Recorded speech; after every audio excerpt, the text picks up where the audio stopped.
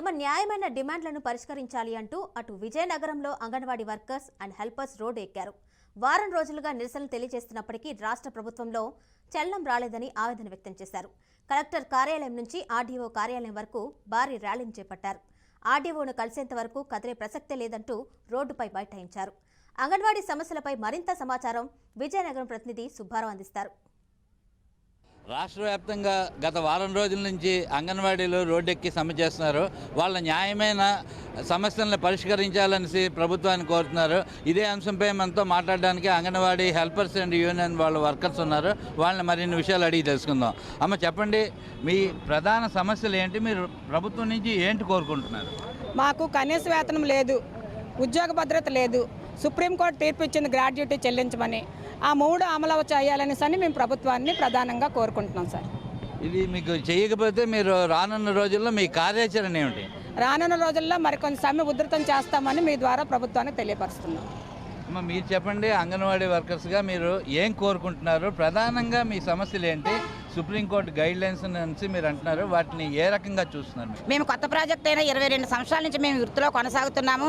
కనీస వేతనం 26,000 రూపాయలు సుప్రీంకోర్టు తీర్పు అమలు చేసినా సరే మాకు కనీస వేతనం ఇవ్వటం లేదు. సమాన పనికి సమాన వేతనం అని నినాదం ప్రకారం చూసుకున్న ఈరోజు సమాన పనికి సమాన వేతనం మాకు ఇవ్వట్లేదు. అలాగే సుప్రీంకోర్టు ప్రకారం గ్రాడ్యుయేటీ అమలు చేస్తామని అన్నారు. రిటైర్మెంట్ బెనిఫిట్ 5 లక్షలని కూడా మాకు ఇవ్వట్లేదు.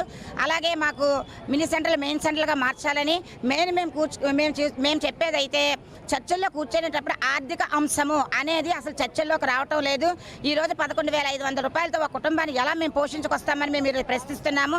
అందువల్ల సమాన పనికి సమాన వేతనం ఇస్తూ కనీస వేతనం 26,000 ఇవ్వాలని, అలాగే గ్రాడ్యుయేటీ అమలు చేయాలని, రిటైర్మెంట్ బెనిఫిట్ కల్పించాలని మేము కోరుతా ఉన్నాము.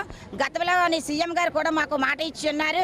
నేను మాట తప్పను, నేను మడము తిప్పను, నేను అంగన్వాడీలకి తప్పకుండా మీ యొక్క డిమాండ్స్ నేను నెరవేరుస్తాను అనే నేపథ్యంలో సీఎం గారు చెప్పడం జరిగింది.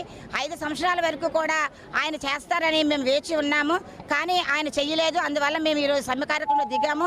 సమ్మె కార్యక్రమంలో మేము దిగిన తర్వాత కూడా మా సమ్మెను నిర్లక్ష్యం చేస్తూ వేరే వాళ్ళతోటి అంగన్వాడీ సెంటర్లు నడిపించే నేపథ్యంలో ప్రభుత్వం ఉంది.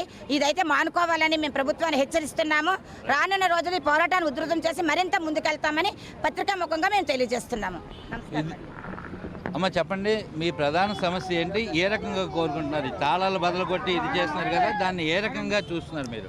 ఈరోజు శాంతియుతంగా ఈరోజు అంగన్వాడీస్ సమ్మె చేస్తుంటే ప్రభుత్వం చర్చల్లోకి పిలిచి నిర్దిష్టమైన చర్చలు జరపకుండా ఈరోజు అంగన్వాడీలను బెదిరింపులు చేసి తాళాలు బద్దలు కొట్టి, అంటే మాదేదైతే తాళాలు ఉన్నాయో అది బద్దలు కొట్టిన వాళ్ళకి వెంటనే వాళ్ళపై కేసులు పెట్టాలని మేము కోరుతున్నాం.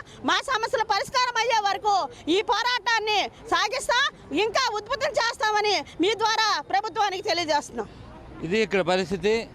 వాళ్ళ సమస్యలు పరిష్కరించకపోతే రానున్న రోజుల్లో ఈ పోరాటాన్ని మరింత ఉధృతం చేస్తామని హెచ్చరిస్తున్నారు. వాళ్ళ న్యాయమైన సమస్యల్ని సమాన పనికి సమాన వేతనం కల్పించాలని సరే డిమాండ్ చేస్తున్నారు. కెమెరామెన్ కిషోర్తో సుబ్బారావు, బీఆర్కే న్యూస్, విజయనగరం.